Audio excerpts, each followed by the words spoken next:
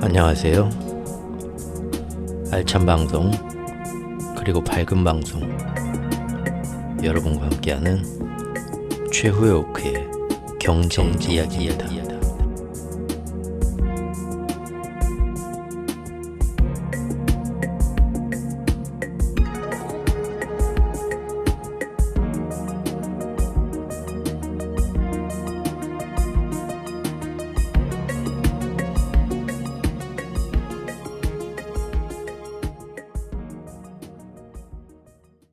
안녕하세요. 추오크입니다. 네. 오늘 처음으로 에어컨을 안 켰네요. 안 켜도 집안에 있는데도 대낮에도 그렇게 덥지가 않더라고요. 오히려 햇빛을 피하고 집안에 있으니까 선선하니 시원하니 아주 좋습니다. 일요일 어떻게 잘들 보내고 계신지 모르겠네요.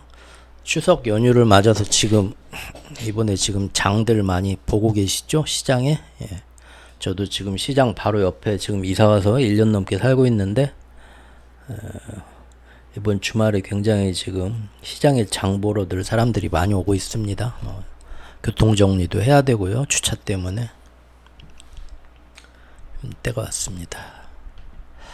아침에 제가 오늘 좀 새벽에 일어나가지고 전기자전거가 제가 한 대인데 그걸 타고 저 멀리 한번 쭉 돌아가지고 이렇게 한번 와봤는데 보니까 제 연배 되시는 분들 아니면 저보다 조금 더 연배가 더 많으신 분들 같은데 무슨 마라톤 동호회인가 봐요. 아침 새벽에 그 먼 거리를 굉장히 이렇게 쉬지 않고 달리는 페이스로 아주 열심히들 뛰시더라고요. 남자분 여자분 할 거 없이요. 아주 제가 그 옆을 이렇게 전기자전거를 타고 저는 편하게 왔다 갔다 했는데 정말 그 젊은 사람들 못지않게 체력이 대단하고 자기 관리도 대단하신 것 같습니다. 하지만 솔직히 그 옆에 지나가도 부럽진 않았습니다. 저는 또 나름대로 또 자기 위로를 하면서 자기 합리화를 하면서 나이 들어서 저렇게 몸을 혹사하면 빨리 늙지 그런 생각하면서 적당히 아주 편하게 어차피 그래봤자 빨리 가고 늦게 가는 거 순서 없고 편하고 행복하게 적당히 잘 맞춰서 살자 그렇게 스스로 자기 위로를 했고요. 지금 제 체력이 얼마나 저질인지는 측정해 본 적은 없어서 잘 모르겠지만 측정할 일도 없을 겁니다. 저번 시간에 말씀드린 대로 오늘은 시장의 모습, 국채 환율이나 금리 같은 거 중심으로 시장 모습도 잠깐 짚어보겠습니다. 영상이 너무 쓸데없이 좀 길어질 때가 거의 대부분이죠. 짧게 다른 사람들 스타일처럼 보통 다른 경제 채널 스타일처럼 맞춰서 하면 좋겠는데 제가 한번 이렇게 노력도 해보고 시도도 해보고 사실 그렇게 녹화를 했다가 지운 것도 지금까지 한 대여섯 개 됩니다. 제 스스로 마음에 안 들어서. 왜냐하면 짧게 그렇게 요점만 얘기하는 그 스타일이 그렇게 하면 제가 들었을 때 개인적인 평가인데 다시 이렇게 들어보면 못 들어주겠더라고요. 도저히. 차라리 길더라도 이렇게 한 얘기 또 하고 지겹게 하더라도 그 얘기가 들으면서 되지 재성이 안 차는 거겠죠. 그 짧게 이렇게 딱딱 얘기하면 솔직히 그거보다 틀린 말 대충 집어넣어도 아마 듣는 분들도 못 잡아낼 거고 뭐가 틀린지도 모르실 거고 사실 저 그렇게 봅니다. 그냥 사람들이 이렇게 접근하기 어렵고 제 거를 다 완독해서 듣기도 어려워서 많은 구독자를 늘리는데 많은 방해가 되고 그런 건 있겠지만 그래도 영상 하나하나가 제 스스로 이제 제가 나 최선을 다했다. 참 이렇게 양심적으로 내가 완성도 있게 만들었다. 거짓말 안 치고 그런 이제 자기 만족의 성향이 좀 강하다 보니까 영상이 좀 길어지는 거 다시 한번 사과 말씀 드립니다. 근데 아무래도 여러분들 대부분 다 이제 먹고 살고 바쁘고 시간도 없고 한데 이거 다 듣기 힘든 거 저도 알고 있습니다. 그래서 항상 이렇게 다시 한번 또 말씀드린데요. 영상을 보면요. 밑에 이 더보기란에 보시면 항상 이 타임 테이블이 있습니다. 그래서 지금 좀 듣다가 이 노인네 또 뻘소리 잡소리 그냥 시간도 없는데 답답하네 하실 때는요. 이 밑에 보세요. 타임 테이블 있죠? 그건 건너뛰는 겁니다. 제목만 보고 자기가 듣고 싶은 부분만 들으세요. 그리고 항상 이 밑에 전체 내용이 서머리가 되어 있습니다. 시간이 없다 하시는 분들은 이 서머리 보고 오늘 대충 이 내용이구나, 이 중에 듣고 싶은 것만 보시고 블로그에 오셔가지고 그 해당 글을 보고 글만 쫙 읽으면은 잡소리 없이 그냥 이런 내용이구나 그렇게만 빨리 보셔도 됩니다. 그리고 이제 시간 되실 때 다른 데선 또 뭔 얘기했나 들어보시라는 게 골라서 들으시고 그 방법을 적극 추천을 드립니다. 사실 저나 아니면 어느 정도 이렇게 제가 하는 모든 얘기를 다 들으면 이해할 수 있을 정도의 좀 내공이 있으신 분, 그런다고 뭐 제가 고수를 하는 건 아니고요. 그런 분들끼리 이렇게 통하게 얘기를 하려면 저도 이거 금방 합니다. 근데 항상 예전부터 들어오신 분들이, 저는 이제 일반적인 그런 경제학자들이 하는 내용하고 틀리게 저만의 특별한 어떤 기축통합 패권 관점에서 국제 정치의 암투나 그런 걸 보면서 굉장히 특이하게, 사실 어디 가도 이거 못 듣는 얘기죠. 예.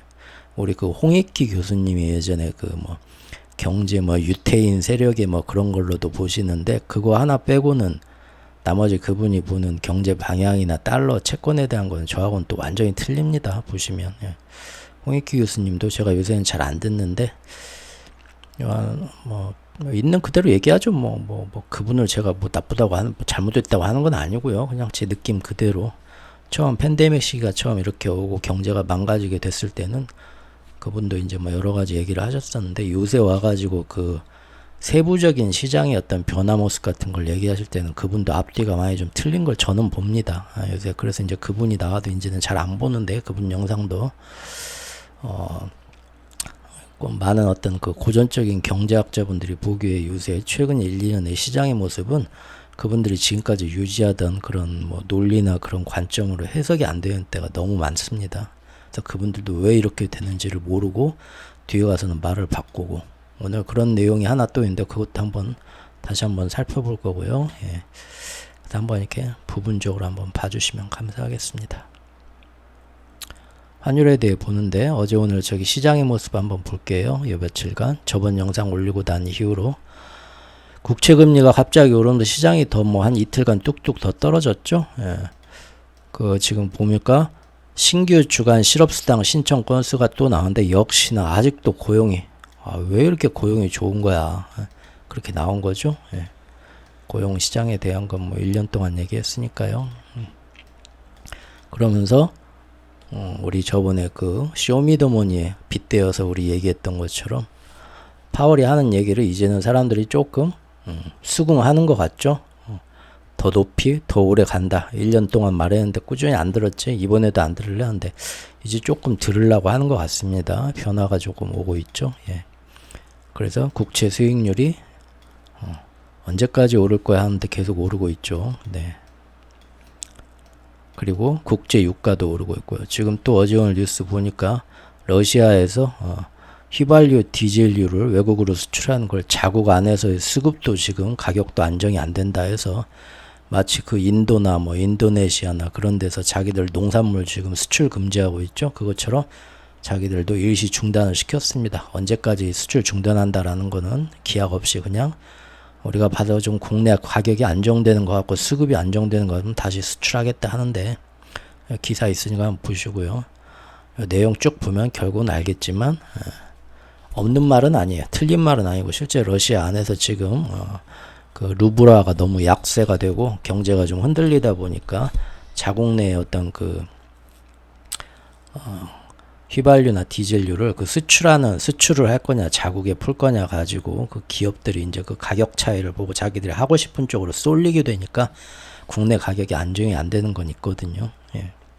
인도나 뭐 다른 나라의 그 인도 같은 경우 쌀이나 뭐 그런 거 수출 금지한 것도 마찬가지 유예세입니다. 예. 외국에 수출하는 게 더 비싸게 잘 받으니까 국내에다 안 푼단 말이에요. 그러니까 국내에서 수급이 안 되고 국내 가격이 올라가니까 국내 시장이 불안해지죠.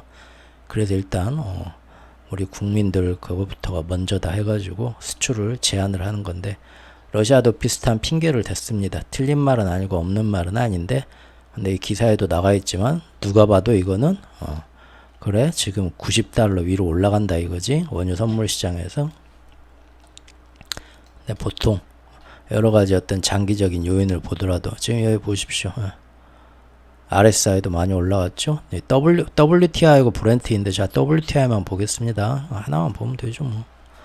WTI 보면 90달러 올라갔는데 보통 90달러 가면 여기서 이제 매물이 제가 저번 영상에도 잠깐 말씀드렸지만 너무 지금 빠르게 오르고 있는데 뭐 여러 가지 그 원유가 오를 수밖에 없는 구조적인 장기적인 그 제가 한 5가지 말씀드렸죠. 요인들이 있긴 하지만 그런다 해도 결국은 선물 시장에 쏠림 현상이라고 제가 말씀드렸죠. 슈퍼 콘덴고든 백어데이션이든 투기 세력들이 원자재 상품역에서 그냥 오를 것 같다 하면 더 오르게 하려고 막 미디어에 우리나라 저기 아파트값 언론들이 장난치는 거랑 똑같아요. 지금 계속 아파트값 오른다. 뭐 하루에 한 번씩 뉴스 나오죠. 전국 수도권에서 다 저번 달보다 올랐다. 그 가격 뭐 오르는 거는 거기서 거래 하나만 있어도 뭐 자기들이 어떤 식으로 얼마든지 주가보다 훨씬 쉽게 조작할 수 있는 거고요. 통계 방식도 지금 뭐 우리나라 너무 잘못됐죠. 잘못된 왜곡된 정보를 전해줄 수 있는 실제하고 그렇게 아주 쉽다는 겁니다. 그걸 뭐 맨날 뭐 뉴스에 뭐 지금 언론들 조정해가지고 나오니까 자꾸 더 가계부채 늘어가면서 더들 저기 영끌에서들 사시는 건데 50년 만기로 갚으려면 이자는 얼마나 내야 됩니까? 어마어마하게 내야 될 거요. 이자하고 원금 합치면 거의 제가 볼 때는 1.5배 나올지도 몰라요. 2배 나올지도 모르고 그 참 그걸 다 커버할 수 있을 만큼 집값이 올라야 되는데 어쨌든요. 예.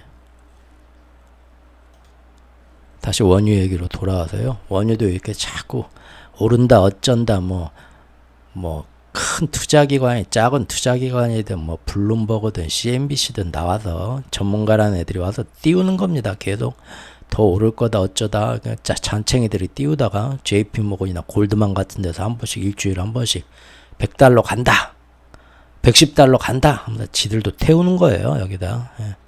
그러니까 이게 빨리 오르는 겁니다. 오르긴 올 수 있는데 올렸다 내렸다 하면서 천천히 이렇게 올라야 되는데 지금 급하게 올랐죠. 그럼 보통 사람들이 90달러에서는 한번 털고 가야죠. 지금 90달러 넘으면서 털고 갈 때가 됐는데 러시아도 그런 거 알죠. 그러니까 90달러 오르니까 여기서 더 올랐으면 하니까 일부러 공급을 수도꼭지를 잠그는 겁니다. 시장아 여기서 한번 더 올려라 하고는 누가 봐도 이 기회에 좀 더 비싸게 팔고 싶다는 정치적 움직임이죠. 그 다음에 저번에 이제 FOMC 미국 연준 거기에서 금리는 동결했지만 higher for longer 더 높게 더 오래 갈 것 같다. 그러면서 또 국채 금리가 또 어제 오늘 들썩들썩 뜨니까 금리는 동결했는데 대출 금리가 오른다. 예? 이제 이거는 뭐 몇 달간 얘기한 거니까요. 제 채널에서 이렇게 될 줄 알고 있었죠. 근데 이런 거를 못 보면 못 본 사람들은 자칭 전문가라는 사람들 말만 믿고 4월부터 5월, 6월, 7월 심지어 저번 달 8월까지도 앞으로 금리는 무조건 떨어지게 돼 있습니다. 미국 금리 지금 더 안 올리고 동결하고요. 내년 상반기부터 내린다니까요. 그러면 우리나라 금리도 여기서 더 내려갈 수밖에 없고요. 지금 그런 순간 바로 집값은 반등하게 돼 있고 지금이 저가 매수 딱 기회입니다. 다들 나와서 얘기했겠죠. 그거 듣고들 열심히들 대출 받으셨는데 왜 금리를 동결했는데 4월까지는 시중 대출 금리가 5% 후반대에서 좀 더 떨어지기도 하고 그대로 안 오르더니 분명히 금리 동결한다. 7월달에 한번 동결하고 9월에도 지금 6월달에 동결했나요? 그리고 지금 9월에도 또 동결했는데도 저번 달부터 금리가 오르기 시작하죠. 시중금리가 왜죠? 저번 달부터 미국이 10년물 금리가 8월부터 해가지고 4.02로 쭉쭉쭉 올랐잖아요.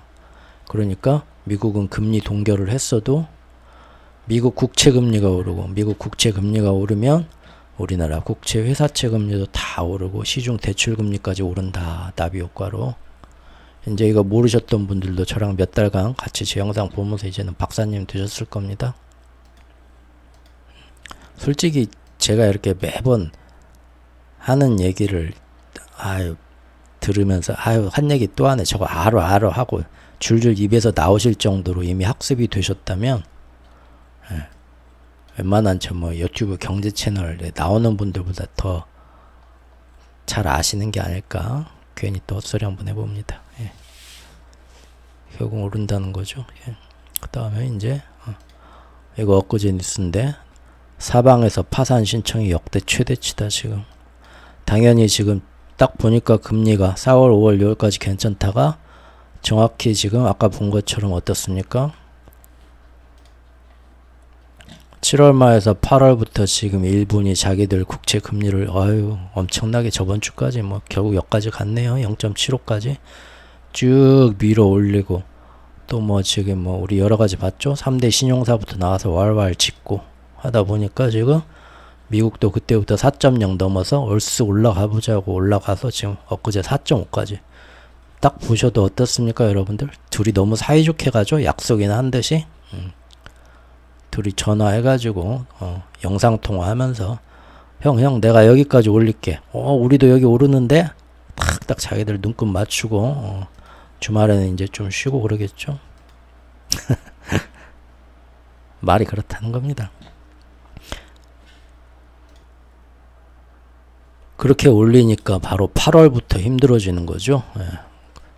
금리는 분명히 우리도 동결하고 미국도 동결했었지만 8월부터 위기가 오는 겁니다. 국채 금리가 오르면서. 그래서 태풍 카미카제를 띄우는 순간 날아간다. 조심하자. 우리 한 달, 두 달 전부터 시리즈로 본 거고요. 보십시오. 뭐 이것저것 그것 때문에 한국도 힘들다. 헛소리 같죠? 위에다 눈물에 똥꼬쇼. 2개월 전부터 뭔 놈의 헛소리를 이렇게 많이 했는가.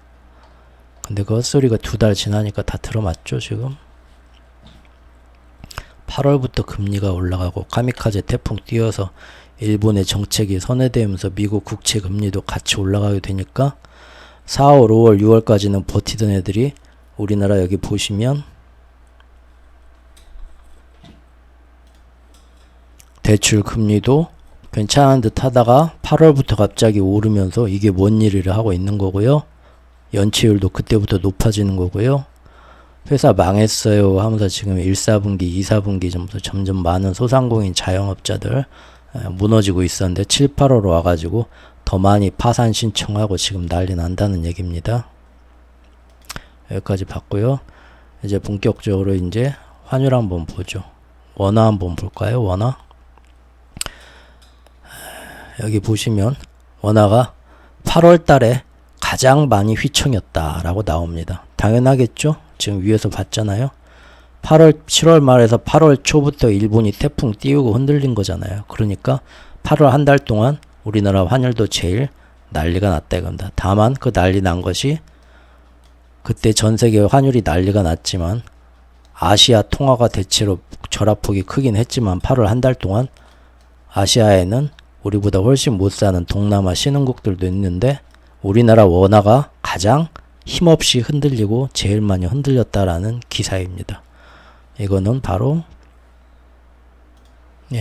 바로 얼마 전 영상에 배트맨 시리즈로 작년 4월에 우리나라가 앞으로 이런 식으로 국제 정세와 외교와 거시경제 패권 다툼에서 우리 살 길을 못 찾고 미국이랑 일본에 휘둘려서 상투 잡고 끌려가게 되면은 1년 뒤에 6개월에서 1년 뒤에 신호가 나오고 다 무역 적자가 나오면서 우리나라가 오히려 저 아프리카, 남미, 아시아에 못 사는 나라들만큼 국가 경제가 흔들릴 거다라고 작년 4월에 우려했던 것이 1년 지나서 1년 5개월 지나서 지금 이렇게 됐다 하고 한탄하면서 배트맨 시리즈 영상을 만들었었죠.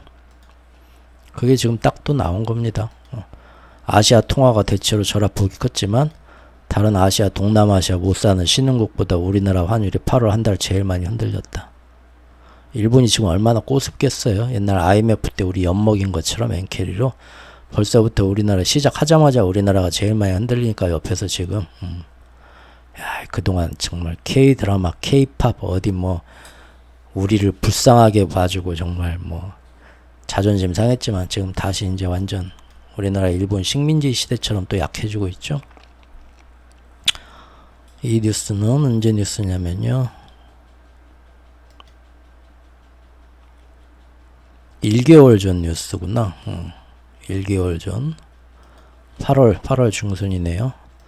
그때 뉴스인데 그때 1330원 넘었다고 난리 치면서 다시 1300원으로 돌아왔다. 어떻게 된 거냐. 자꾸 하반기로 갈수록 1분기, 2분기, 3분기 전문가란 전문가놈들 환율 뭐 자다가도 툭 건드리면 벌떡 일어나서 뭐 환율이 얼마요, 뭐 위안이 얼마요, 덜덜덜 뭐 뜰 정도로 전문가라는 놈들이 다 계속 떨어진다며. 근데 뭐라 왜 이러지? 1300원 다시 찍었다 이거죠. 돌아와서.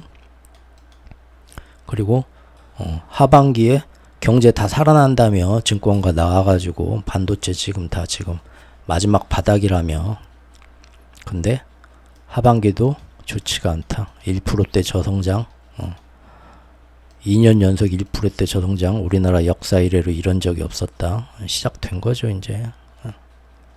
그때 한 달 전 기사입니다. 하지만 지금 환율은 어떤가요? 이거죠 뭐. 잘 맞고 있는 겁니다. 잘 맞고 있는 거예요. 지금 뭔 일이 터지기 전에, 중국에서 뭔 일이 터지거나 국제 금리가 높았는데 어디 이제 미국 국제 금리가 높아진 거 못 버티고 어디 약한 애들부터 배 터질 때 거기에 이제 관련된 모든 뭐 연기금, 보험사, 증권사들 부채가 연이어서 연쇄로 고레버리지 투자하던 것들, 우리나라 뭐 국민연금도 마찬가지죠. 그런 것들이 빵빵 터지기 전에 최대한 여기 은폐물, 엄폐물 뒤에 숨어야 됩니다. 1345원 밑에서 유지를 하고 있어야 돼요. 사실 지금 굉장히 잘하고 있습니다. 요 제가 쭉 보는데 환율은 일본 같은 경우 지금 계속 뭐 아시죠? 이 자식들 보십시오. 이거 안 막죠. 지금 148엔까지도 보내줬습니다. 안 막아요. 구두로만 구두 개입하지. 그러면서 이제 사람들한테 이제 분위기만 지금 더 150엔 가면 진짜 못 참고 작년처럼, 이때는 진짜 가만히 안 있겠지. 작년에는 이때도 뭐 가만히 안 있었지만 145엔 넘기 전에도 이번에는 그냥 보내준단 말이에요. 그러면 이제 여기서 뭔 일 터지겠죠. 긴장감을 주고는 있지만 어쨌든 거기까지 계속 올려 보낸단 말이에요. 입으로만 가끔 떠들고 구두 게임만 하고 이렇게 올라가는데 그동안 어땠습니까? 중국도 열심히 이때부터 올라갔죠. 그 사이에서 우리가 너무 지키기 힘들어요. 올라가는데 여기 지금 때려 막은 겁니다. 어떻게든 여기 안 넘기겠다고 잘한 거예요. 굉장히 노력 많이 한 겁니다. 1350원 위로 올라가 있는 상태에서 어떤 블랙스와이나 그런 다른 나라의 어떤 우리나라의 어떤 문제가 채권 시장에서 터진다? 그러면은 여기서 지금 보십시오. 여기 보이시죠? 막을 길이 없습니다. 매물대가 없어요. 그냥 올라가는 거예요. 여기까지. 다시 작년처럼. 그리고 실제 뭔가가 터지면 이걸 더 오를 수도 있고요. 그런 거예요. 환율 뭐 저랑 같이 지금까지 꾸준히 뭐 보신 분들은 아시겠죠? 어때요? 작년에도 기가 막히게 맞았지만 금년도 참 드라마틱하게 잘 맞죠? 여기 보면 여태 여기까지 내려올 때도 다들 아닌 것 같다, 어쩐다. 이 밑으로 내려가면 저도 항복하려고 했어요. 근데 요 라인은 절대 못 내려갈 거다 했죠. 이게 지금 뭡니까? 이게 달봉으로 봤을 때 이거는 사실 뭐 달봉으로 봤을 때 올라갔다 한번 내렸는데 여기 다시 일이 안 오잖아요. 요 이제 추세를 탈출을 한 거죠. 이런 건 뭐 누구나 볼 수 있는 거고 대단한 건 아니에요. 달봉으로 볼 생각들만 안 하니까 못 봤던 거지.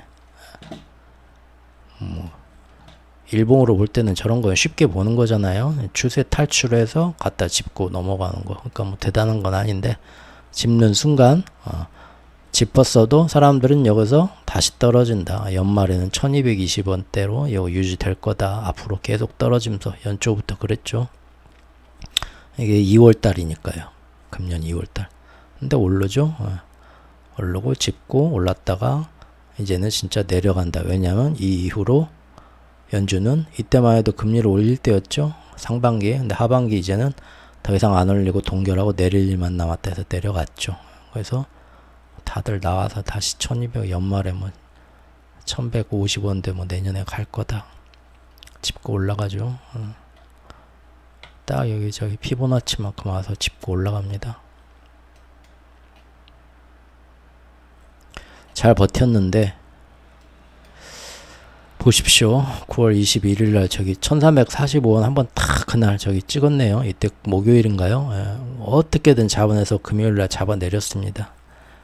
하지만 지금 뭐 일본 이런 식으로 미친 짓을 하니까 날마다 버티기 힘들죠.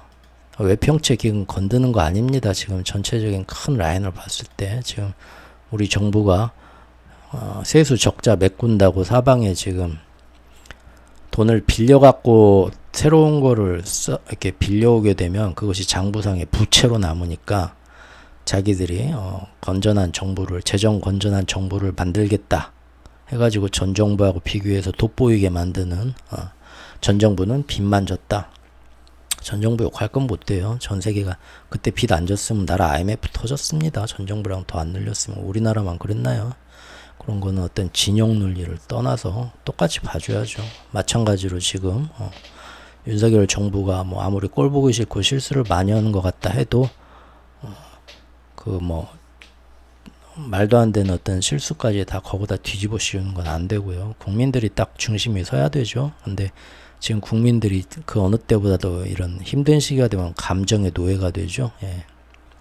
감정으로 싸움이 붙기 시작한단 말입니다.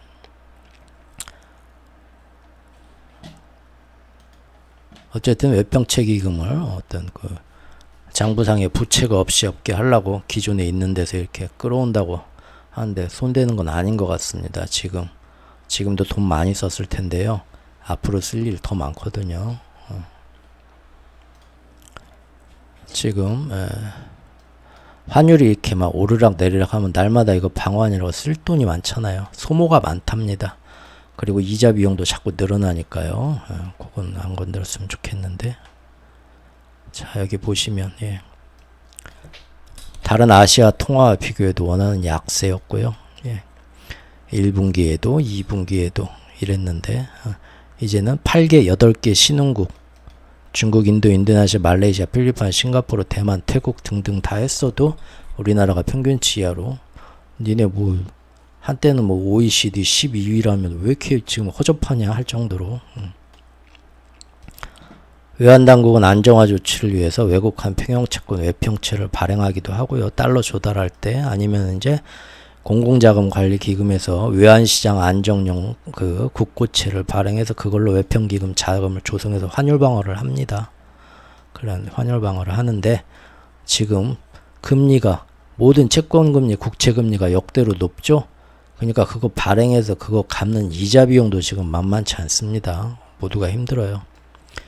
그리고 그 외평 기금이 이만큼 모이면 외평 기금이 1000만 원이 모이면 평소에 환율 방어하느라고 외환시장에서 쓰는데 한 250만 원 쓴다고 해봅시다. 나머지 750만 원 그대로 저기 금고에 두면 그것도 또 죄죠.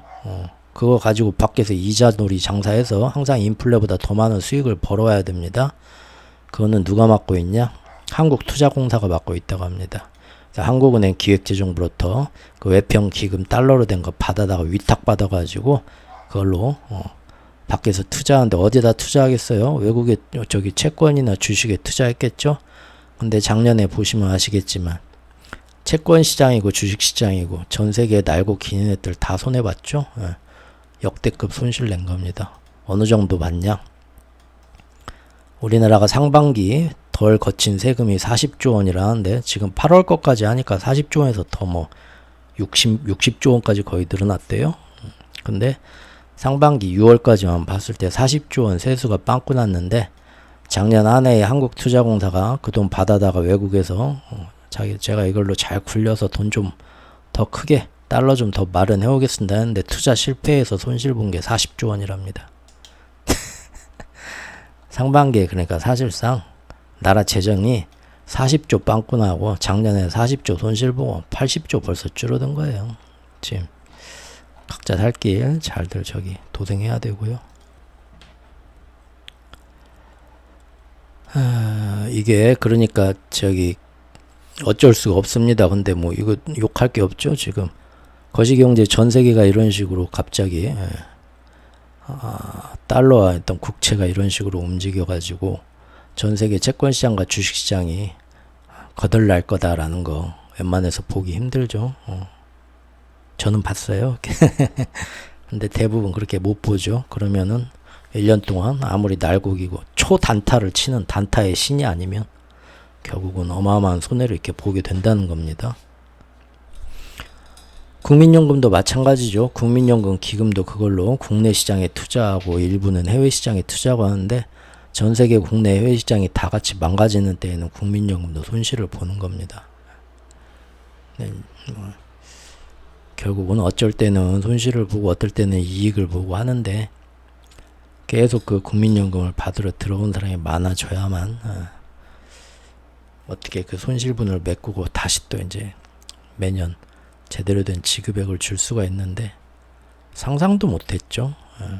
저 어릴 때만 해도 우리나라 뭐 애를 안 낳아서 크니 뭐 인구가 그렇게 많이 안 늘어날 수도 있다라는 생각은 했지만 인구가 점점점 줄어들어서 나라가 100년 안에 소멸이 될 정도로 문제가 된다라는 그 정도까지 갈 거라고 생각을 못했죠. 이렇게 인간이 불과 몇십 년 앞을 못 본다니까요.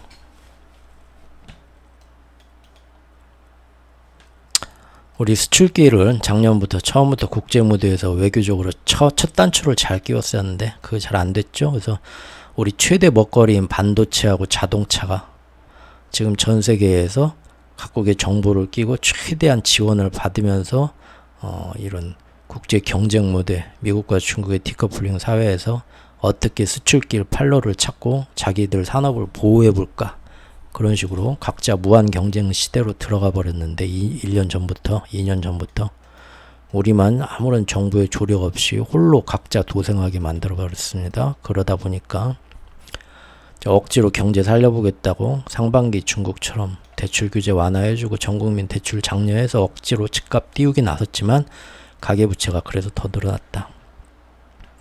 그런데 이제 보니까 어떻습니까? 하반기에 미국이 중국 부채를 터뜨리려는 그런 징조가 이제 보이죠.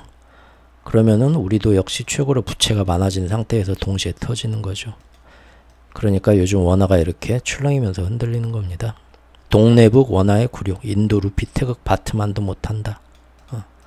이렇게 허접한 통화가 있나. 상반기 많이 힘들었고 지금 7, 8월에 더 힘들었다는 겁니다. 8월 한 달만 볼까요? 달러화 대비 주요 통화국의 가치 변동입니다.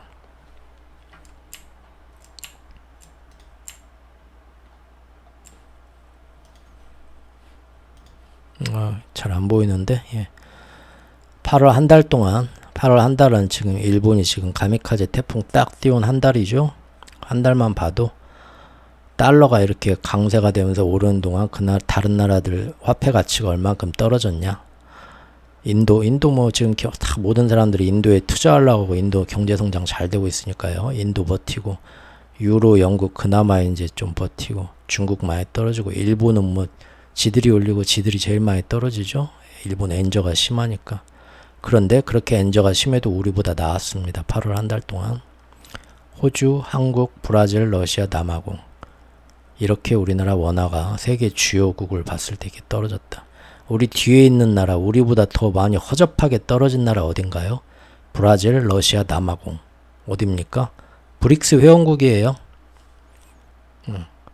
미국하고 G7한테 미움받는 세 나라. 우리도 브릭스 회원국이네. 이 모양만 보면 우리도 뭐 잘못 보인 게 있나? 문제는요, 우리나라 그동안 수출길이 대부분 중국하고 해서 중국에서 어떤 그 수출 적자가 계속 늘어나는 게 문제였죠.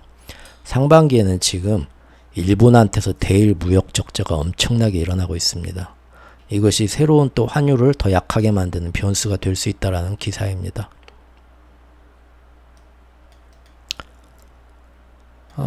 대일 무역 적자가 그럼 얼마나 커졌냐? 대일 무역 적자가 지난 6월하고 7월에 중국한테서 나는 적자 규모보다 대일 무역 적자가 더 커졌다. 그리고 앞으로 더 커진다.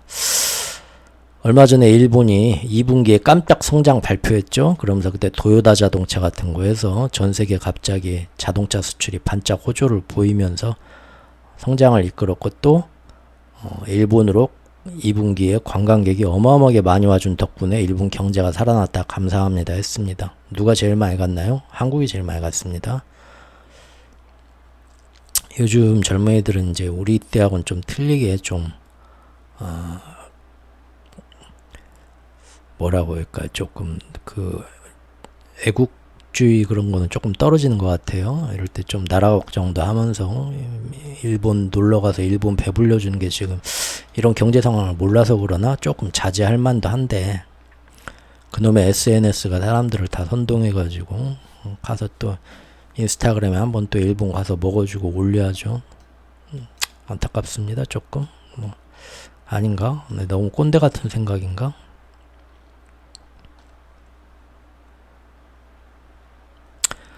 현재 그동안 꾸준히 중국 등이 미국 국채 비중을 줄여왔고, 다른 많은 나라들도 미국 국채를 많이 줄였기 때문에 앞으로는 예전과 달리 경제위기 왔을 때 미국이 큰 타격을 받을 거라고 많은 경제학자, 교수님들, 전문가들 걱정하셨지만, 사실은 그동안 초저금리로 더 많은 달러가 세계로 퍼졌고, 더 많은 나라들이 그때보다 더 경제 규모가 커지면서 모든 기업들과 발전된 신규 사업들이 더 많이 미국 국채 시장과 더 넓게 지난 10년간 연결이 되었고요. 여기에 선진국들의 연기금과 주요 보험사들이 자국 고령화에 따라 우리나라 국민연금처럼 젊은 사람은 없고 나이 든 사람은 많아지니까 예전보다 그걸 돈을 굴려서 더 많은 수익률을 내야만 하는 그런 압박을 받게 되니까 더 위험한 고위험 고리스크 자산에 더 레버리지 땡겨서 투자하게 됐습니다. 그냥 딱딱 은행에 넣어놓고 이자만 받아갖고는 이제 못 벌어먹는 시대 됐다고 했잖아요. 그러니까 이제 연금도 그런다는 거예요. 기금도. 저번 영상에서 국민연금 영상에서 앞으로 뭡니까? 더 늦게 해주고 국민연금 보험료 더 많이씩 내라고 하지만, 그럼에도 불구하고 앞으로 더 사람들한테 제대로 지급을 해주려면 앞으로 더 위험자산에 더 퍼센테이지를 더 많이 투자하겠다고 지금 개혁안이 일단 그렇게 지금 나오고 있죠. 일단은 어떻게 결정될지는 봐야겠지만 더 위험한 투자하겠다 이겁니다. 왜냐하면 그만큼 돈을 더 많이 벌어오지 않으면 안 되니까. 근데 지난 10년간 모든 나라, 우리뿐만 아니라 유럽이나 다른 선진국들 똑같이 고령화의 어떤 그런 타격을 입은 나라들이 다 그렇게 가고 있습니다. 그러니까 지금 이번에 채권 시장의 어떤 유동성이 지금처럼 미국 국채 금리가 오르면서 이런 위기가 오면 이번에는 전 세계의 그런 주요 연기금 보험사들이 지금 흔들린다는 거 굉장히 무섭습니다. 저는 금융 폭탄의 영향력과 파워가 예전보다 훨씬 더 업그레이드된 상태라는 거예요. 15년 전보다. 더구나 2008년 이후에는 의도적으로 그때 이제 모기지론 사태 이후로 기축통화국들이 다 합심을 해가지고 미국, 유럽, 일본 다 모여라 해가지고 지구상 최저의 초저금리와 최고의 양적 완화로 최고의 이지머니를 최대로 풀어놓았죠. 그래서 세계 각국의 버블 자산은 지금 최근 10년 사이 우리 역사적인 시대에 살고 있는 겁니다. 지구의 버블 자산이 지구 유사일의 최고 수준이 되었습니다. 나중에 이제 후세에 이제 그런 식으로 기억하겠죠? 우리가 예전에 뭐 네덜란드에 뭐 튤립 그런 거 그때 뭐 경제사 공부할 때 배우는 것처럼 2010년대부터 2020년대 초반까지 어마어마한 이런 이 정도로 막 전 세계 자산 보여주면서 국가 부채 보여주면서 이렇게 버블이 심했다. 유사이래로. 그런데 더 재밌는 건 그 당시에 살던 사람들은 옛날 그 네덜란드 튤립 거래할 때처럼 아니다. 이게 버블 아니다. 여기서 더 올라간다. 영어까지 끌어모아 대출을 여기서 받았다. 이 상태에서 역사책에 기록될 수겠죠.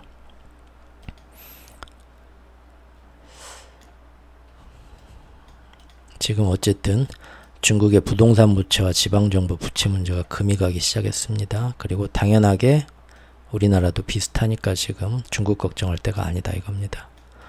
그래서 결국은 사람들이 걱정하는 것처럼 미국이 무너진다, 달러가 무너진다 하지만 언젠간 무너지겠죠. 하지만 그 전에 우리가 먼저 크게 쓰러진다는 겁니다. 다시 한번 세계 경제가 무너지지만 일시적일 수는 있어도 달러만이 한번 다시 한번 위상이 높아지는 그런 세상이 오게 될 확률이 크다. 확률이 크다가 아니라 처음 제가 이거를 쓸 때부터 1년 전부터 했던 얘기지만 지금 그렇게 모습이 나오고 있잖아요. 달러 강세가 달러 인덱스입니다. 달러 강세가 다시 105를 넘었고 올라가고, 그 다음에 10년물 금리가 4.02로 올라가서 4.5까지 지금 치솟고, 그러죠? 역대로 지금 달러를 많이 풀었고, 그 다음에 다른 주요국들이 금리를 올리는 동안 연준은 금리를 금년 여름부터 동결하기 시작했고, 그러면서 일본도 다시 정책적으로 금리를 올렸고, 그때부터.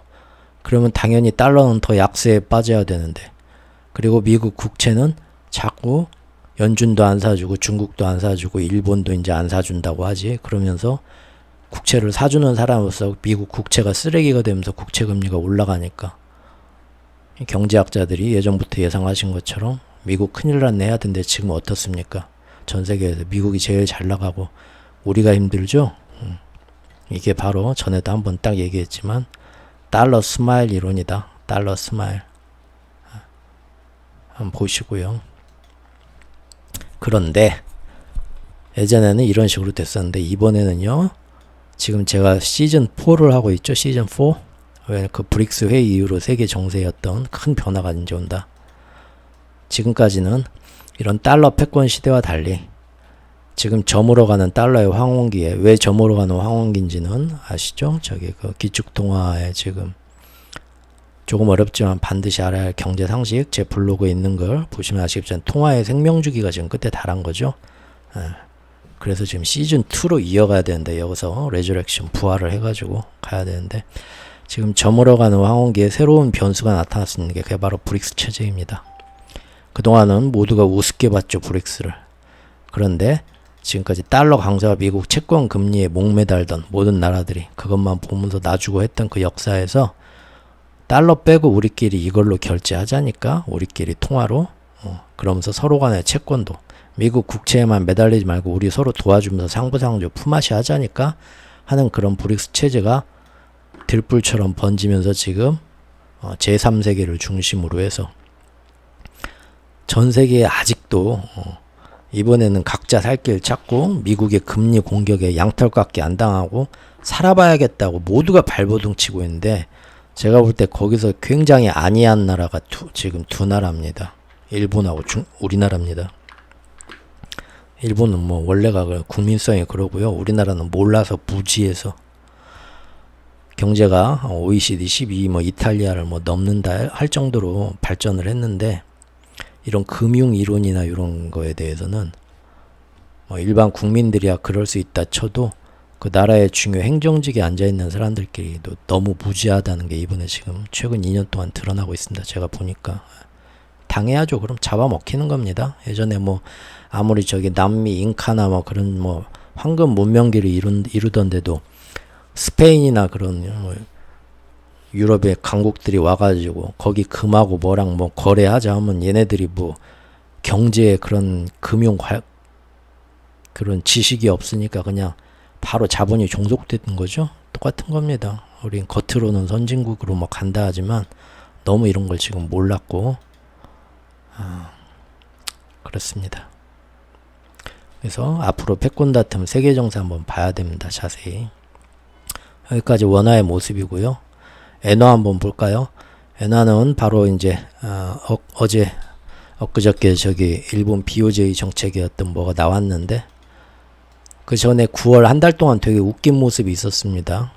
보면은 7월 말에 정책 선회 이후에 8월에서 지금 9월 중순까지 언제는 이제 7월 말 이제 우리가 여기서 향후 1년 동안은 금리 정책을 다시는 또 조절할 일이 없을 거다. 그때 그랬거든요. 8월 초부터. 근데 지금 9월 들어서 또 우에다 이 자식이 여기저기서 아니 좀 조만간 좀 더 고삐를 당겨갖고 금리 정책을 긴축으로 돌아설 수도 있을 것 같아. 그런 말을 또 막 흘리고 다닙니다. 제가 기사들 다 스크랩 해놨습니다.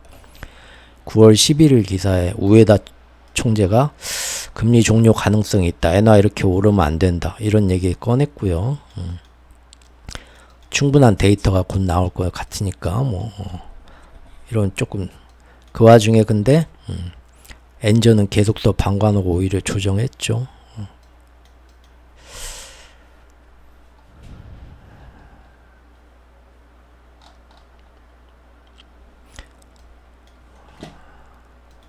요 얘기는 좀 복잡한 얘기니까 안 하겠습니다. 보고 싶은 분들만 블로그에서 보십시오.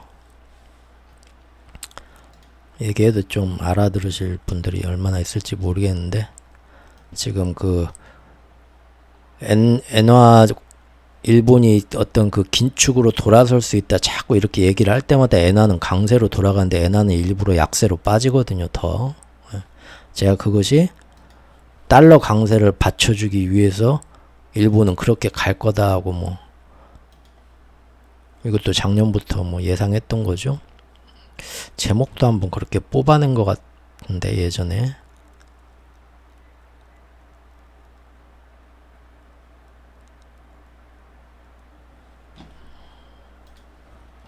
네, 여기 이 영상의 제목을 제가 우리 얘기 귀담아 들 8월 6일에 만들었던 영상의 제목이 이거였죠. 일본이 긴축으로 돌아서면서도 돌아서서 세계 채권 시장을 자극하되 달러만은 지켜주겠다는 결심이 있다. 이건데 여기에 대해서 최근 이런 이상한 이 기현상에 대해서 우리나라뿐만 아니라 월가의 전문가들도 제대로 해석하는 걸 제가 못 봤습니다. 얘네들이 어떻게 해석하나 보자. 지들이 좀 안다고 하는데 하고 꾸준히 제가 한번 봤거든요. 지난 한두 달간. 제대로 해석하는 애 아무도 없어요. 우리나라 해석하는 애들은 지들도 뭔 말 하는지도 모르는데 듣는 사람들도 못 알아들으니까 지들도 그냥 슬쩍 넘어가고요. 월가에서는 이게 뭐지? 지들도 이것 때문에 저러나 저것 때문에 저러나 하는데 이 현상이 일시적으로 봤나 본데 8월 초부터 9월 지금 중순까지 한 달 반 동안 이 현상이 이어지니까 뒤늦게 와서 이제 월가에서 나오는 얘기가 제가 보니까 뭐 이러이러한 것 때문에 지금 일본의 금리는 올라가는데 엔화는 약세로 빠지는 것 같다고 뒤늦게 설명을 내놨는데 이 설명도 보면 처음 이 현상이 시작된 8월 초에 그 경향을 보면 얘네들 설명이 안 맞는다 이 얘기입니다. 즉 제가 볼 때는 정말 몰라서 그러는지 어떤지 몰라도 일본의 채권금리는 상승하는데 동시에 엔화가 반대로 추락하는 이거를 월가도 그러고 우리나라도 그러고 제대로 딱 들어맞게 해석하는 사람이 없습니다.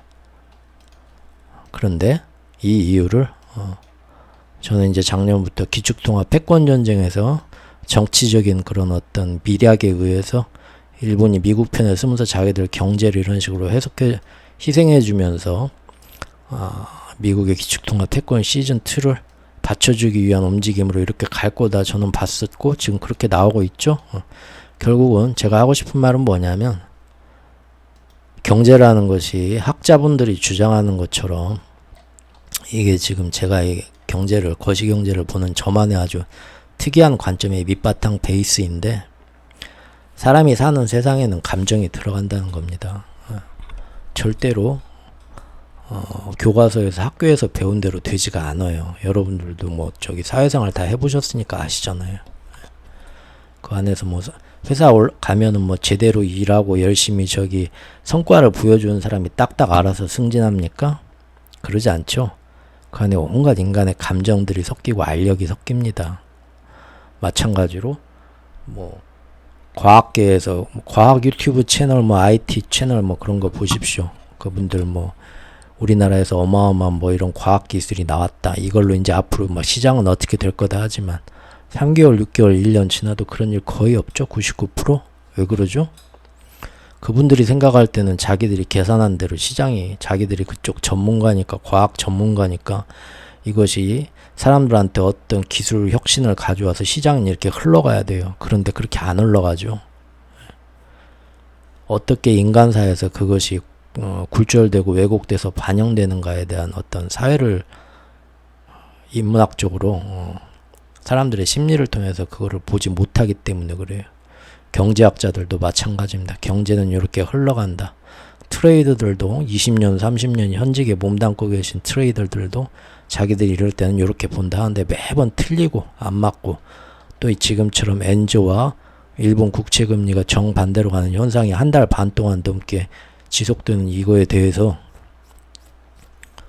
왜 그런지 지금 아무도 제대로 설명을 못 하잖아요.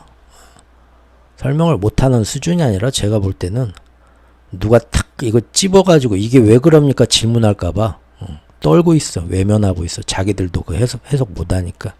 거의 그 수준입니다. 제가 볼 때는 저는 가끔 이렇게 제가 뭐 그런 걸 보면 거기에 대해서 제발 누가 이거 아는 사람이 이거 콕 집어서 안 물어봤으면 하고 그냥 넘어가는 그런 눈치더라고요. 심지어 어떤 사람들은 자기들이 봐도 이해가 안 되는 건데 그냥 세상에 그런갑다 하는 거겠죠.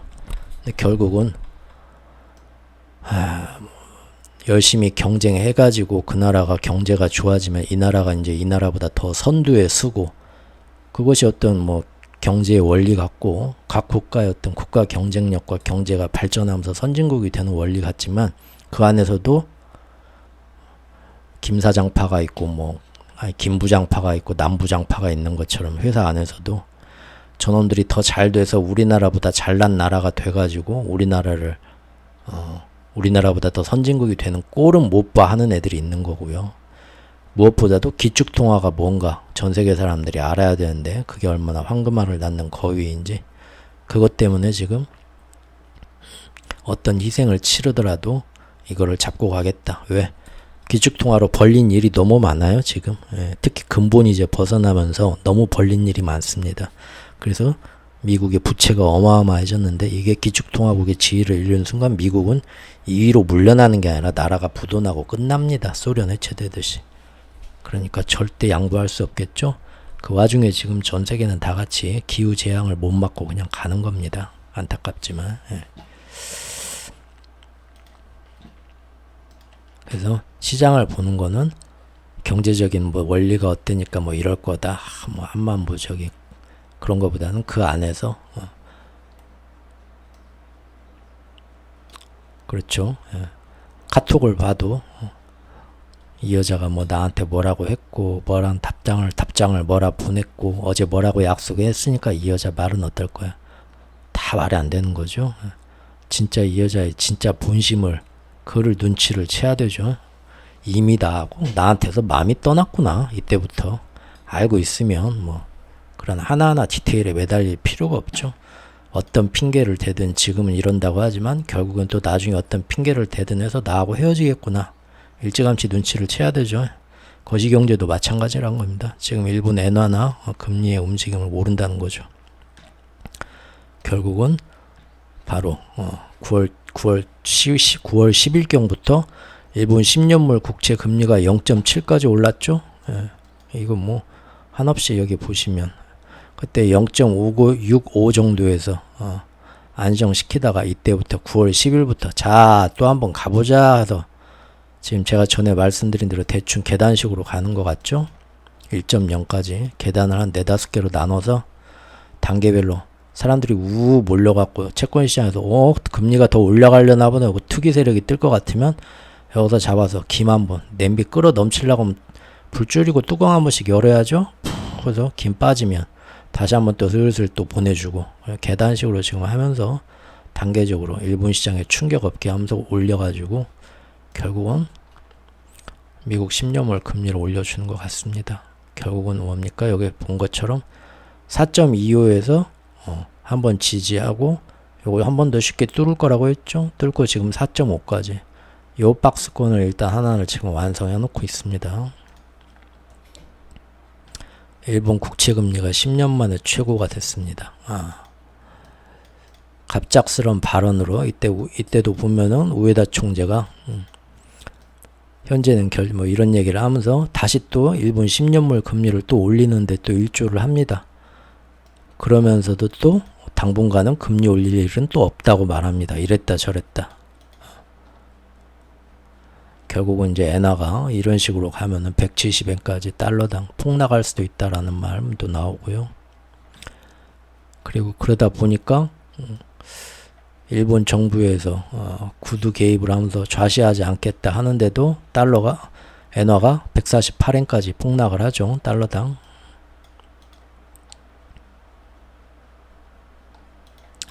과도한 변동은 바람직하지 않다는 인식을 미국 당국과 공유하고 있다. 이게 뭔 얘기냐?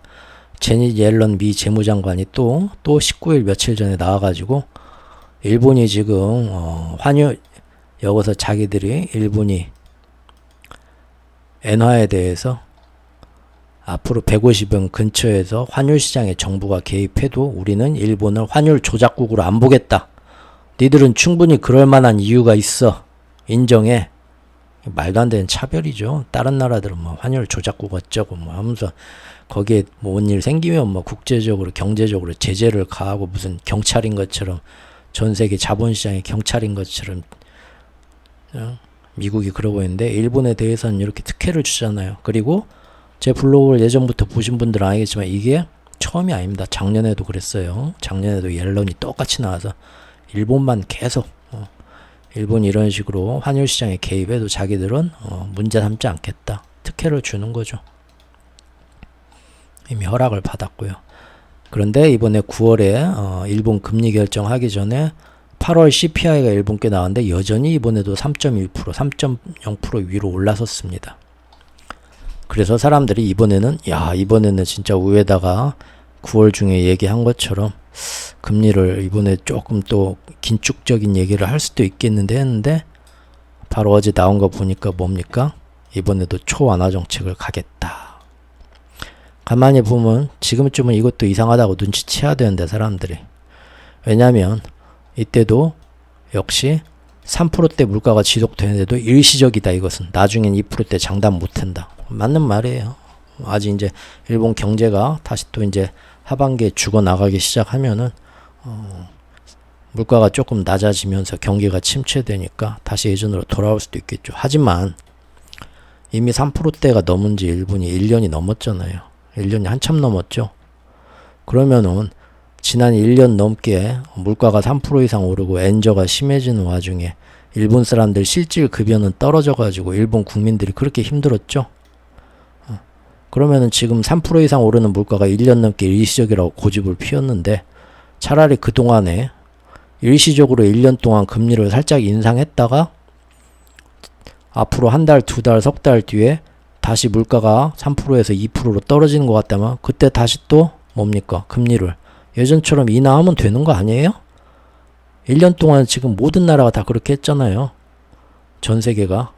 캐나다도 우리나라도 뭐 호주도 뭐 모든 나라가 다 금리를 인플레 때문에 힘들다 해가지고 올렸다가 좀 괜찮은 것 같다 뭐 이유가 있다 하면은 동결했다가 이제부터 또 이제 저기 뭐 신흥국들 뭐 브라질이나 그 인도나 뭐 그런 나라들은 다시 금리 내리고 있죠.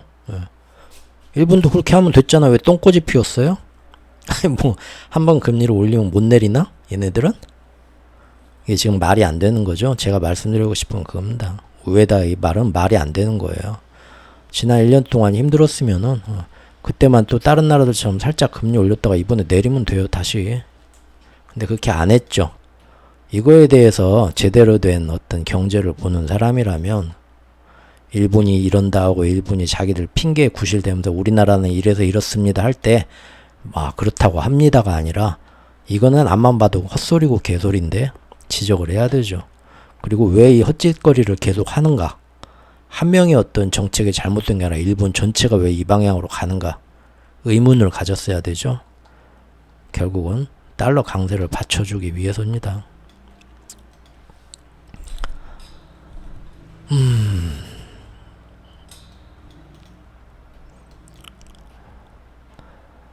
사실 이미 그동안 수시로 긴축으로 더 돌아설 수 있다는 뉘앙스의 말을 9월달 내내 흘리고 다녔었습니다. 그러면서 그때마다 그래서 충분히 일본 금리는 그 기대감으로 이렇게 일본 10년물 금리가 자꾸 뜬 거예요. 지금 딱 보면 9월 10일부터 뜨잖아요. 아까 제가 보여드린 기사 위에다가 우리 앞으로 이번 9월에는 살짝 금리를 진짜로 조금 올리고 긴축으로 갈 수도 있겠는데 그런 미친 소리 같은 뉘앙스의 말을 이때부터 한 두어 번 흘렸거든요. 그러니까 이미 그때부터 올라간 거예요. 딱 보면 나오잖아요. 9월 10일부터 여기 지금 0.65의 미국 일본 10년물 금리가 여기 안정돼 있다가 이때부터 또 띄워봐야겠다 하는 겁니다. 지금 계속. 그러면 위에다가 나와서 그 말 하니까 얼레 하고 뜨는 거죠. 사실상 이번 금리 결정회의 BOJ 엊그저께 이틀 전에 있던 데서는 아무 말도 안 해도 됐어요. 이미 그때 얘기해서 금리 돌아설 수 있다 하는 거를 미리 띄워놨어요. 이미 앞으로는 일본 BOJ 정책이 어쩐다 하는 거는 이미 이렇게 그래서 이게 신의 한 수라고 제가 말씀드린 거죠. 매번 예전에는 금리 결정 회의 때 앞으로 어쩔 것 같습니다 하면 하루 이틀 만에 막 충격으로 빵 떠가지고 이거 막느라고 얼마나 몇 달 동안 힘들었습니까. 그러니까 미리미리 미친놈처럼 오늘은 서울 갈까 하다가 아유 내일은 아유 안 가려고요. 그 다음날 또 갈까. 일본 중앙은행장이 그런 얘기를 하니까 얼마든지 거기에 맞춰서 금리 정책하는 날이 아닌데도 슬슬 올랐다 내렸다 지들 마음대로 올리는 겁니다. 충격을 덜 주면서 그러면서 올리는 거죠. 결국은 우에다도 이번에 쇼미더머니 무난히 통과. 뭐가 통과했다는 건지는 맨 뒤에 보여드릴게요. 뭐 JP모건에서 또 150엔 정도 되면 또 어쩌지 않겠냐 뭐 이런 얘기 나왔다.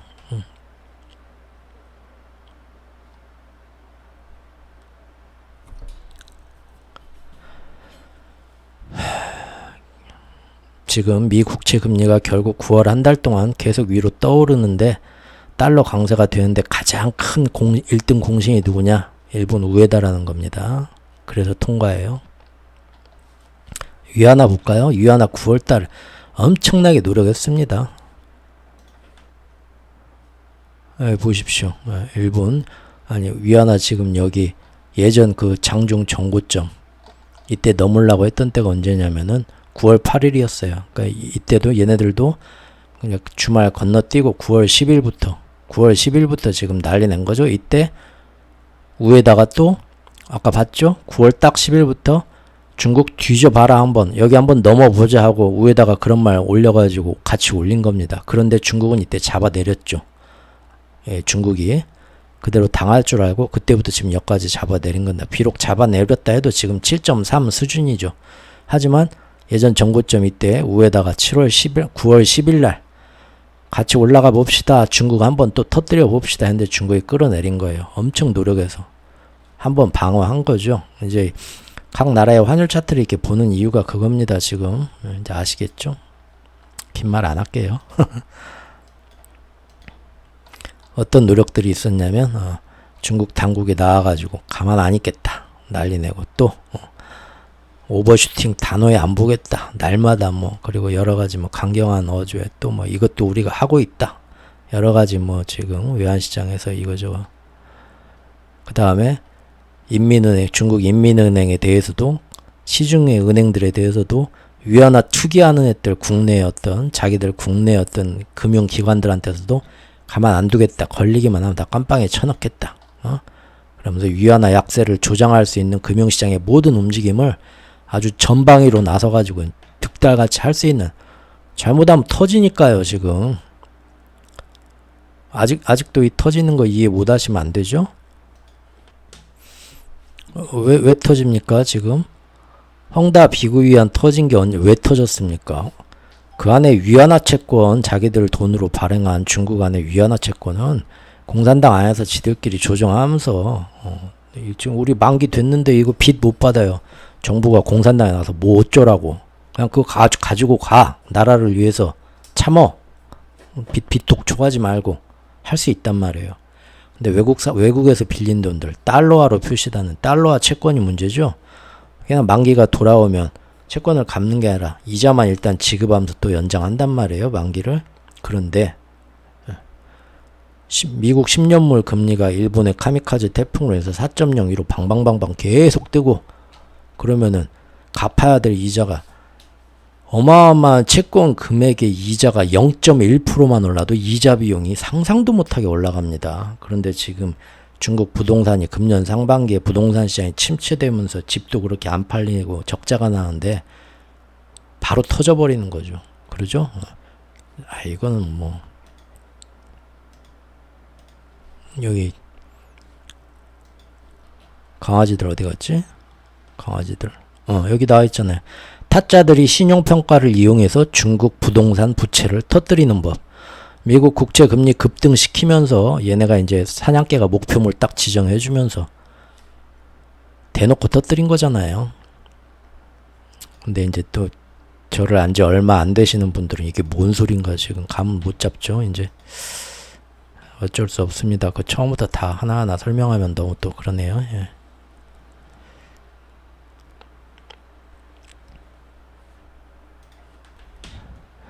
그래서 이번에도 한번 터져봐라 하고 또 올린 겁니다. 근데 이제 뭐 일본도 언제까지 올릴 수는 없죠. 근데 중국이 잘 버티는 거예요. 한번 지금 참아낸 겁니다. 이번에 잘했네요, 중국이.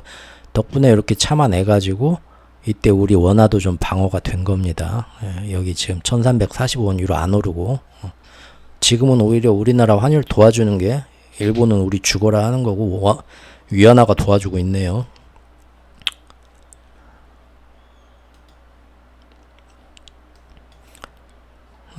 인민은행 투기까지 그러면서 뭐 대출 우대금리 동결한 이후에 충분한 정책적 여지가 있다 하면서 위안화 추가 하락에 대해서도 계속해서 시장 질서를 교란하는 행위를 단호히 단속하겠다. 뭡니까? 결국은 전 금융기관이 다 같이 은행들이 움직여서 수출기관까지 해서 그 안에서 우리 예전에 금 모으기 운동한 것처럼 위안화 안 팔고 위안화 사기 운동을 하는 겁니다, 지금. 네. 그 안에서 위안화를 방어하기 위해서 공산당만의 어떤 그런 통제력으로. 그래서 지금 버텼다는 거예요, 이번에 한번. 재밌죠? 지금 이게 소리 없는 전쟁입니다. 그냥 맨날 뭐 환율이 어쨌대 저쨌대 얼마 넘냐 하는데 이 안에서 지금 보신 것처럼 미국의 국채 금리를 지금 일본이 자기네 지금 10년물 우에다가 9월 10일부터 나와서 덜렁덜렁 터져봐라 올리면서 미국 국채 금리도 4.5까지 올리는데 도움을 주니까 그때부터 환율이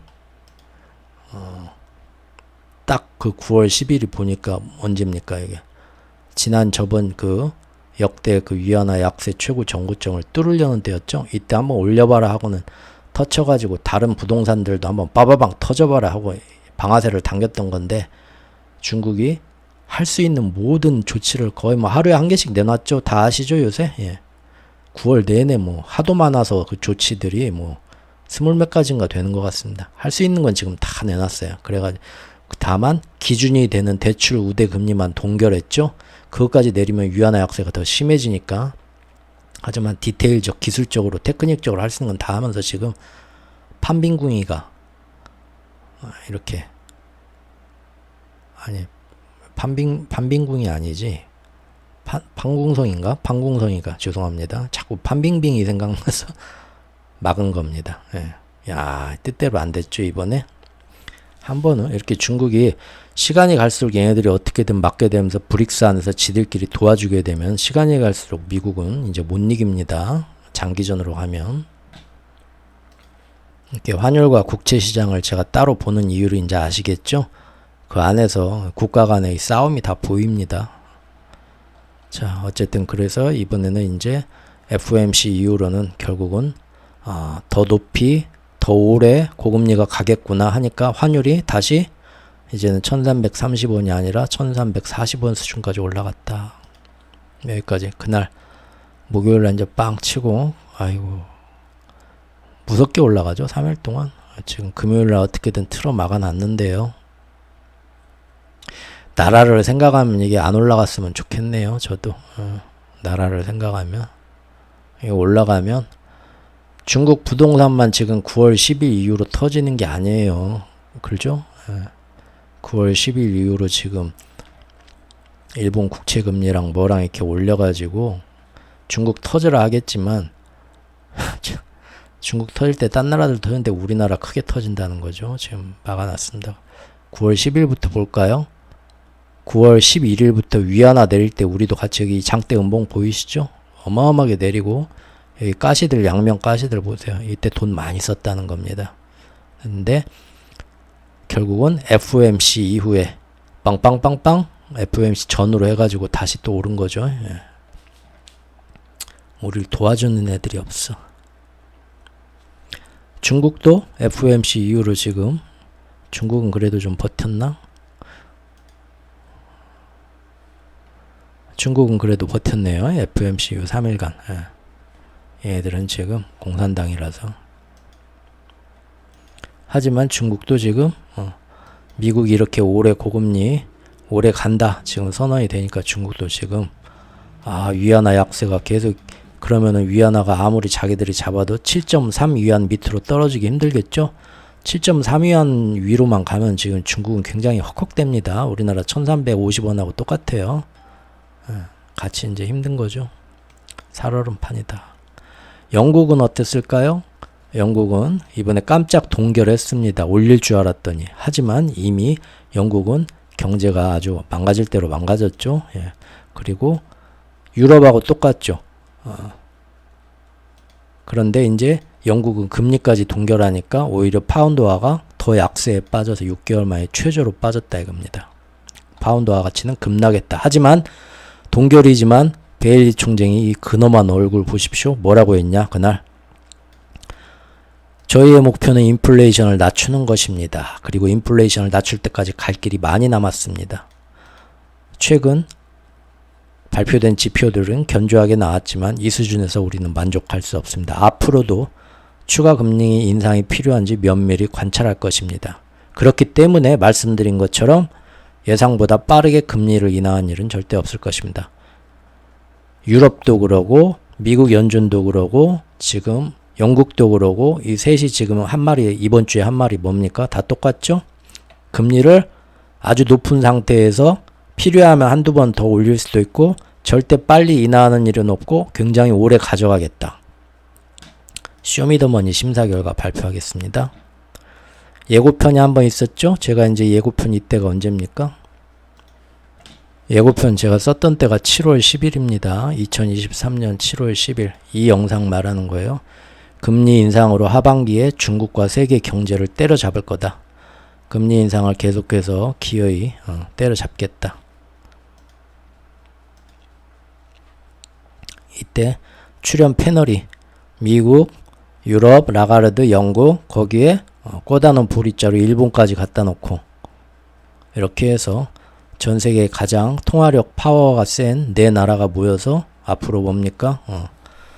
인플레 때려잡는 게 우선입니다. 경기 침체고 뭐고 자시고 간에. 근데 이번에 기자회견 때 셋 다 똑같은 얘기 했죠. 결국은 이때 한 얘기 그대로 했죠. 더 오랫동안 더 높은 금리로 계속 자기들은 인플레 잡기 위해 유지하면서 가져가겠다. 그리고 일본도 이때 끼워놓고는 뭐라고?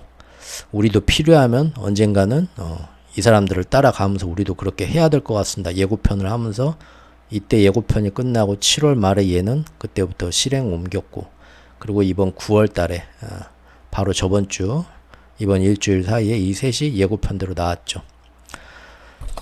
7월 10일에 이 영상을 만들었으니까 지금 2달 지난 거죠. 2달 이후에 지금 하반기 새로운 금리 정책의 방향은 어떻게 됐나요? 이렇게 된 겁니다. 미국은 동결했지만 당분간 유지해야 된다. 더 높이에 더 오래. 영국도 동결했지만 더 오래 더 높게 이 금리를 유지할 거다. 유럽도 지금 정점이라고 할 수가 없다. 이 금리를 필요하면 더 올릴 수도 있다. 갈 길이 멀다. 똑같습니다. 이 세 명이서 지금 이렇게 말을 하면서 어떻게 됐나요? 유럽은 경기 침체가 올 것 같은데 이미 오기 시작했는데도 금리를 계속 오래 더 올리고 더 오래 유지한다고 하니까 어떻게 됐습니까? 유로화 가치가 떨어졌습니다. 그렇죠? 그러면서 달러 강세가 상대적으로 받쳐졌습니다. 자기 할 일 한 겁니다. 그때 예고한 대로. 유럽은 경기 침체가 오고 유로화는 폭락하고 달러가 오히려 강세가 되는 기축통화 패권 시즌2를 받쳐준 겁니다. 그래서 라가르드는 합격.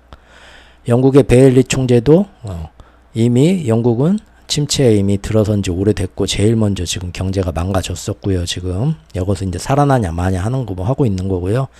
거기에다가 이번에 또 잠깐 쉬어가긴 하겠지만 똑같이 앞으로 계속 오랫동안 고금리 정책 인플레 잡기 위해서 가겠다. 똑같이 선언하면서 이날 파운드화의 가치는 이날부터 또 더 크게 하락했고 그래서 달러 강세를 또 받쳐줬습니다. 그렇죠? 얘도 합격. 이번 기축통화 작전에 맞게 제 역할을 해준 거니까 쇼미더머니 합격 준 겁니다. 우에다는 어떻게 됐나요? 어쩌고 저쩌고 말은 하면서도 이미 9월 한 달 내내 미리부터 떡밥을 뿌리면서 자기네 10년물 금리를 쭉 올려서 미국 금리까지 올려가지고 전세계 채권 시장에 어마어마한 그 유동성 경색을 계속 더 힘들게 하면서 중국 부채가 빵빵 터지게 지 할 일을 해주면서 그러면서도 동시에 일부 내놔는 강세가 돼야 되는데 148엔까지 지금 보내줘 버렸죠. 네가 제일 점수 많이 받아야겠다. 합격. 당신들 우리와 함께 갈 수 있습니다. 쇼미더머니 합격입니다. 그 와중에 중국은 빵빵 터질 수 있었는데 지금 어떻게든 한번 막아냈습니다. 니네 장려상, 노력상. 심사 기준은 남들이 다 금년 상반기에 연초부터 정말 지겹게 들었던 얘기, 달러는 이제부터 한없이 약세로 빠지고 몰락할 일만 남았다 할 때 결국은 달러 강세를 얘네들이 받쳐서 밀어 올려줘가지고 이게 웬일이야? 달러 강세가 다시 되었고요. 세계 채권 시장의 유동성은 막히게 만들어가지고 다들 힘들어하는데 가장 먼저 중국 등 타겟이 되었던 경쟁국들의 부채를 자극하면서 빵빵 터지고 침체의 세계 경제는 미국 빼고 그나마 미국이 좀 살만하고 나머지는 먼저 침체에 빠지게 만드는데 일조했는가? 그게 심사 기준입니다. 결국 다 그렇게 했죠. 이번 슈퍼위크 때 전부 합격. 예전부터 제가 했던 얘기죠. 여기까지 감사합니다. 여기까지 들어주신 분들 감사하고요. 더 들을 여력이 되시는 분들은 잠깐 한 10분 정도 차트 놀이 한번 하겠습니다. 이거 뭐 지금 할 때는 아닌데 재미로 한번 보자고요. 이거 지금 다우지수입니다. 혹시 기억하시나요? 제 이제 그 엘리엇 파동 이론이 있는데 그 좀 말이 안 되고 요새 현대에 와서는 안 맞아서 제가 이제 나름 개인적으로 엘리오크 파동이라고 보는 거 있다고 했죠. 제가 그 기준으로 볼 때는 사실 엘리오크 파동 기준이 뭐냐 아무도 안 궁금해 하시겠지만 제 블로그 그걸 잘 찾아보면 있습니다. 작년 3월 달에 제가 대충 남긴 기록이 있어요. 거기서 그 왜 어떤 기준으로 그렇게 보나 있는데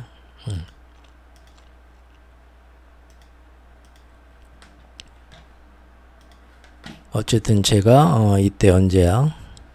7월 초에 2달 전이네요. 7월 초에 제가 그런 얘기 했었죠. 이거 지금 거의 파동이 완성이 지금 잡혀간다. 다우고 스피고 나스닥이고 전부 공통으로 저는 보기 때문에 거의 지금 반등이 끝나가고 있다. 여기서부터 다시 하락이 시작될 그 모양새가 잡혀가고 있다. 제가 그때 한번 말씀 그때 기억들 하시나요? 그래서 이렇게 하늘색으로 A, B, C 파 반등이 끝나간다 봤었거든요. 다우는 그 이후에 한번 뻥 튀긴 했지만 결국은 한 20일 뒤에 결국은 내려오기 시작했습니다. S&P도 볼까요? S&P도 그때 A, B, C 올라간다 했는데 S&P는 거의 이제 그때 제가 정확하게 봤네요. 이때 잠깐 조금 더 가긴 했지만 결국은 그때부터 떨어졌고요. 나스닥 100은 뭐 제가 거의 그때 본 게 거의 맞았네요. 예.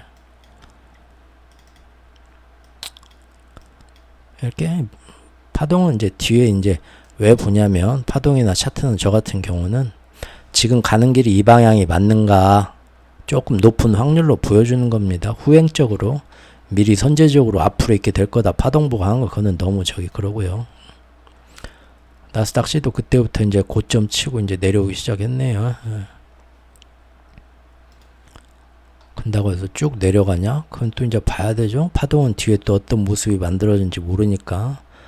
어쨌든 지금 그렇다는 겁니다. 이것은 나스닥 종합지수입니다. 나스닥 종합지수도 그때 C까지 찍고 지금 여기 보시면 아시겠지만 여기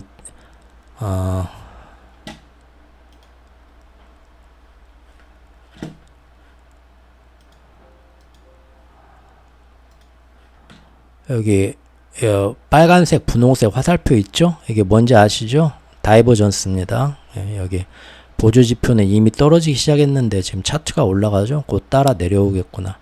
이 다이버전스 표지가 한 군데서만 나오는 게 아니라 종합지수들 각종 그 지수들에서 공통적으로 나오면서 거래량의 변화도 보면서 그러면서 동시에 이제 나오는 캔들들이 이 끝에서 밋밋해지고 도치 나오고 행잉맨 나오고 유성우 나오고 샛별 나오고 하면서 그런 것들이 며칠 이어지게 되면은 그때부터는 이제 청룡열차 쭉 위로 올라가서 정상에서 끝부분이 이제 내려올 일만 남았구나. 파동이 거의 완성됐구나. 라고 보고 저는 빠지거든요. 재작년 11월에 고점에서 제가 비교적 정확하게 빠졌을 때가 그런 거 보고 빠진 겁니다. 물론 그 이전에 거시적인 상황에서 그럴 때인가를 보는 거고요. 종합에서 빠진 건데 지금 7월까지 해가지고 이때부터 이제 이런 신호들이 공통적으로 나옵니다. 다우는 안 나왔어요. 다우는 안 나왔는데 S&P도 지금 비슷하게 여기 보시면 나왔고요. 다우도 나왔었나? 아니야, 다우는 안 나왔어. 다우는 안 나왔고요. S&P 나왔고 나스닥 100도 여기 보면 이렇게 나왔었고요. 나스닥 종합도 나왔었고요. 러셀인데요. 러셀도 그때 이제 ABC 거의 꿈틀이 완성된 것 같은데 그때부터 떨어지죠. 러셀은 안 나왔습니다. 근데 이제 이번에는 그 재작년만큼 확실하진 않은데 아무래도 AI 열풍이 아직도 있어요. AI 열풍이 아직도 있는데 ARM 뭐 저번에 한번 보여드렸지만 ARM 지금 그 열풍이 오래가진 않죠. 확실히 상반기만큼 AI 열풍이 이런 게 나온다는 겁니다. 러셀도 그러고요.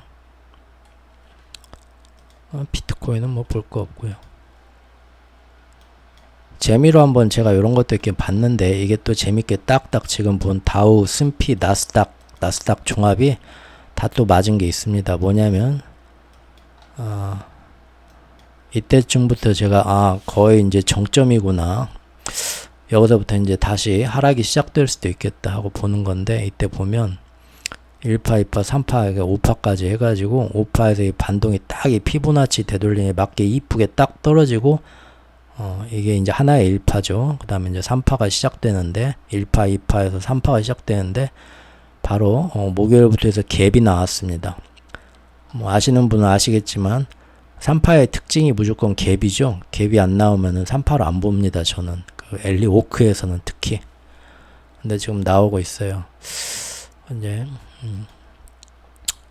동시에 나왔어요. 갭이 다. 러셀도 나오고 나스닥 100을 봐도 이것도 보면 여기서 딱 피보나치만큼 한 다음에 여기서 지금 1파 피보나치만큼 이쁘게 나오고 3파가 시작되는데 지금 공통적으로 그런 것들이 다 보이고 있더라고요.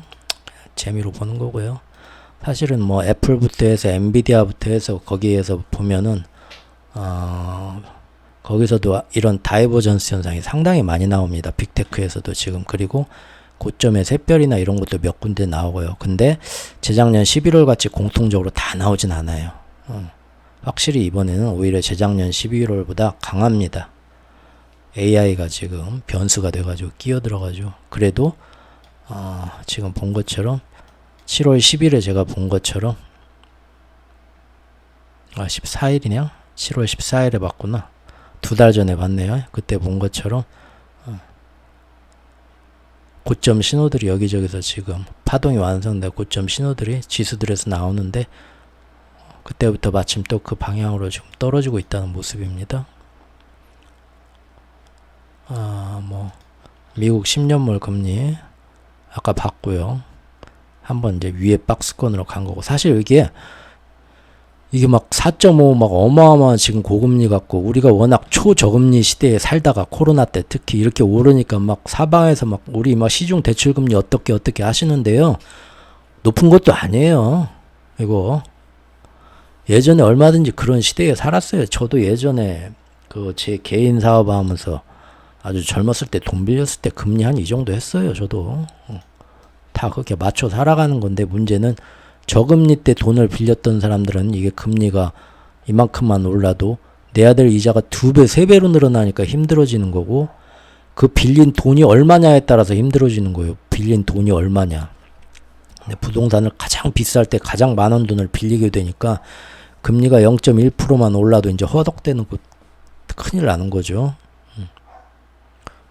이거 달봉으로 볼까요? 미국 10년물? 보세요. 뒤에 그래프는 안 나오지만 여기 지금 이평선 나온 거 보십시오. 옛날에 금리가 여기부터 한참 높은 시절 많았어요. 많았는데 지금 보시면 이때 푹 떨어 이게 언제입니까?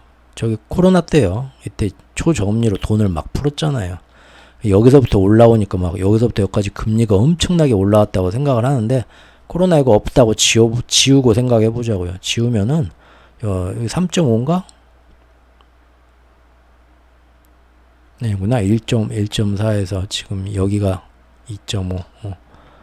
참 2.5 이 정도 수준에서 여기에서 지금 이만큼 올라온 거예요. 근데 얼마든지 앞으로 더 올라갈 수도 있습니다. 예. 올라갈 수도 있는데 올라가기 전에 한번 크게 털어야죠. 지금 브릭스가 더 커지기 전에 저는 그렇게 보는 거고요.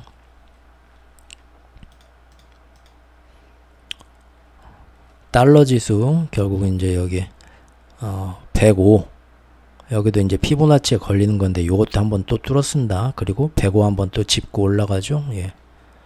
계속 올라가겠다는 의지고 아까 본 것처럼 얘가 올려준 겁니다.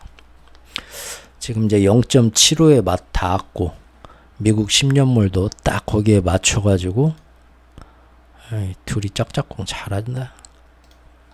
4.5에서 한번 딱 두드려 맞았고 유가도 아까 보면은 90달러에서 한번 딱 두드려 맞췄고 조금 쉬었다 가려나요? 뭔 일 없으면 봐야겠네요. 금과 은은 뭐 워낙에 지금 잘 죽여놓고 있고요. 달러가 올라가야 될 때니까요. 우리나라 원달러가 덕분에 그래서 아까 봤죠? 엔화가 지금 그렇게 약세로 얘네들이 이제 보내주는데 위안화가 이때부터 우리 그렇게 당할 줄 알고 우리가 하고는 중국의 저력을 한번 이 9월 10일부터 보여줬습니다. 그리고 이번 FOMC 미국 이것까지 슈퍼위크까지 잘 버텨냈습니다. 야, 그 중국이 이게 이렇게 우습게 볼라 얘네들이 은근 저력이 있다니까요. 누가 뭐래도 G2잖아요. G2 일단 버텨냈습니다. 한번 속에 그렇게 골맞는데도 그래서 우리도 힘들게 끌려 올라가지만 그래도 이 밑에서 지금 수면 밑에서 일단은 살아났다는 겁니다. 일이 안 끌려가고 그렇다 해도 아까 본 것처럼 아시아 전체에서 제일 허접한 모습을 지금 우리가 보여주고 있고요. 하반기 우리나라 경제가 너무 걱정되죠. 지금